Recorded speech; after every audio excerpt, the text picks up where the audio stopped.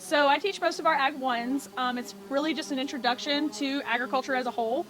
We get to talk about all kinds of different industries, everything from the plant and animal industries all the way up to our construction and trade industries. So Ag 1, you see the most topics just because it's an overview and it's just getting your, kind of dipping your toes, getting them wet into all things agriculture.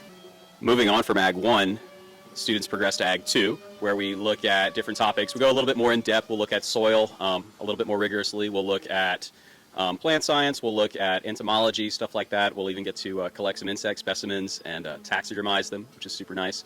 Then we'll also start getting into some more shop classes, intro to carpentry, and some very low-level welding and cutting with the cutting torches.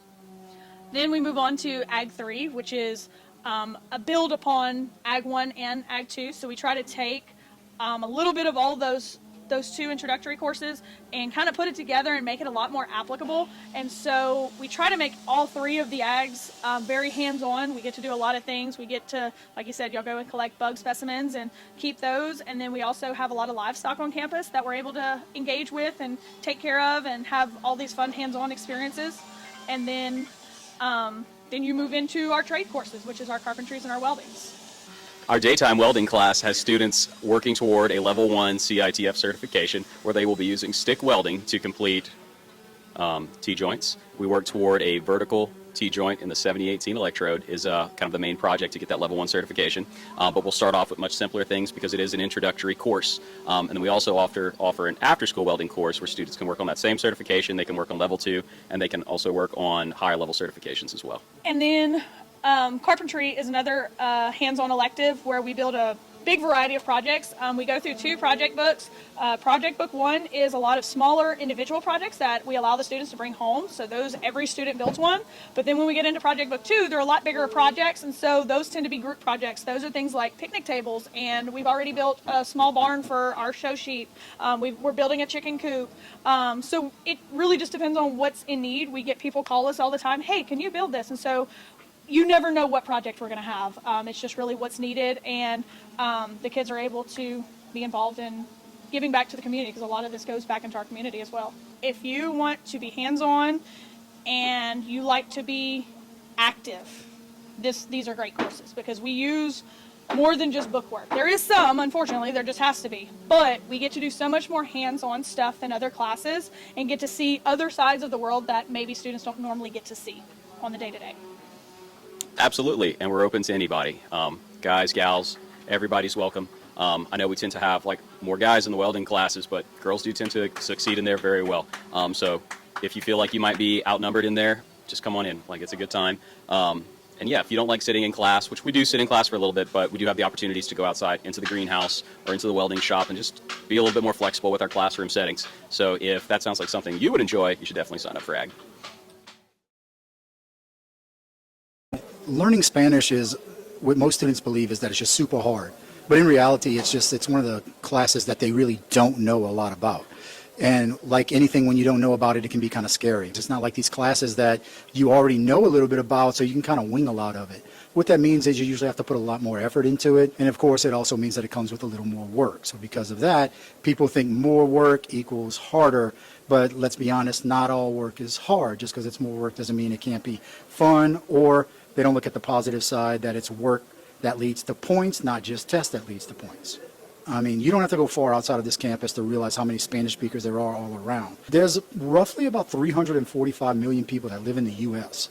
Out of that 345 million, over 40 million people speak Spanish. Here in Louisiana, it has now become the #2 spoken language, even over our local French that normally dominates things. But there's opportunities that are opened up all everywhere. You have more work opportunities. You have more opportunities just to talk to people in general. You can't really go anywhere now without hearing someone talking Spanish. And I know most people are just curious enough to love to know what they're saying, since usually 9 out of 10 times they think they're talking about them anyway. People love to focus on the work and all the things they have to do, but they don't like to talk about the fun things that we actually do. We don't just learn about Spanish as a language, we learn about the culture of Spanish. There's a lot of things that people see that they associate with things that are Spanish they don't know about, that they end up learning in the class. And we even take things that they already know and show different things about it. Like the movie Coco, we look at it from a completely different view after knowing information about Spanish and everything like that. Also, we end up trying foods that people may not have tried before. We take field trips whenever cultural events come around. My favorite Spanish phrase, since I'm kind of big, I'd probably have to say tengo hambre, which is I'm hungry. So yeah, there's a lot of things that Spanish gets a bad rap for, but there's a lot of things people don't like to brag about that, yeah, it can be fun. So accounting, you should consider taking accounting because it's a course that can help you in both personal finance and business career goals. Money is at the root of how the world operates and how the world goes round.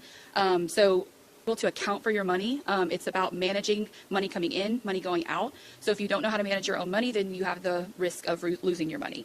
As far as careers go, all businesses have positions where they employ people to manage the money coming in, going out. They're responsible for payroll, getting people paid, making sure taxes get paid, making sure the business's bills get paid. And so they also show the decision makers of the company on whether or not their product is profitable or not. So these skills would be really great to have if you are interested in any of those things, as well as potentially even owning your own business one day. If you want to pursue business or accounting on the college level, this course would be to prepare you to take and earn potential credits for 3 credits for college. No matter what you plan to do after graduation, accounting is a great course to take to better understand and to how to keep track with personal and business finances. So speech, despite what people tell you, is public speaking. So how to speak persuasively, informatively. In years past, they've had to do introductory speeches, like, who they are, persuade on any topic of their choice. And I mean, literally anything from the most taboo to is water wet and everything in between. Everybody's like, oh no, speaking to people. The whole thing is this. It's a good skill to have. You always have to talk to people. I know. Introvert here. I hate it. But you have to talk to people. They can't persuade because they don't have those fundamental skills of actually talking to people, persuading, and all these other things. It's just not going to work. This year, we're adding to it this idea of, I have them doing project-based learning the second half of the year, and they're actually having to investigate and try to come up with a sustainable, attainable, realistic community problem solution. So, fixing anything from this campus to parish-wide. So it's all skills, good skills to have, because if you have those skills, who knows? You might change the world.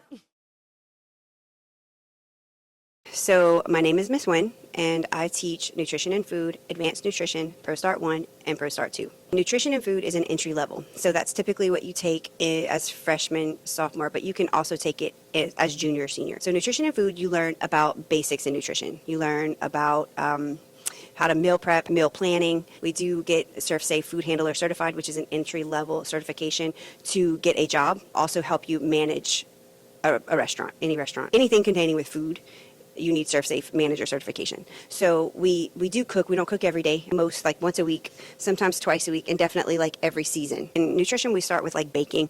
So we do like cookies and brownies and how to read a recipe. We start super simple, and then towards the end of the year, we'll start doing basic sauces. In ProStart, we do a lot more. So we go into Moroccan and South American, we'll do like different types of food. We do go to competition. There's a culinary competition that is kind of like Iron Chef, but we bring our recipe. So they don't tell us what to cook. We pick it and we cook it. The second category is management. So we pretend we're opening a restaurant and we do all the work, all the planning for the restaurant. So I can take up to 10 people to competition every year. Just come and see me at lunch if you have any questions. So the yearbook staff is responsible for creating and selling the RHS yearbook. This includes taking pictures at school events, designing the digital pages, and using marketing tools to sell the finished book to everybody. The yearbook is a permanent record of the school's activities, the sports, the students, the faculty, everything for the school year, for us to be able to look back. I think it's really cool that we can go in the library and look at the past 80 years worth of yearbooks to see what Rayne High has done and how much it has changed over the years. And so by being part of the yearbook staff, you are creating the yearbook and that permanent record for the time that you're here. Yearbook can be a really creative outlet for anybody that is interested in photography or digital design. You really don't need any skills because you can learn some of these skills in the class.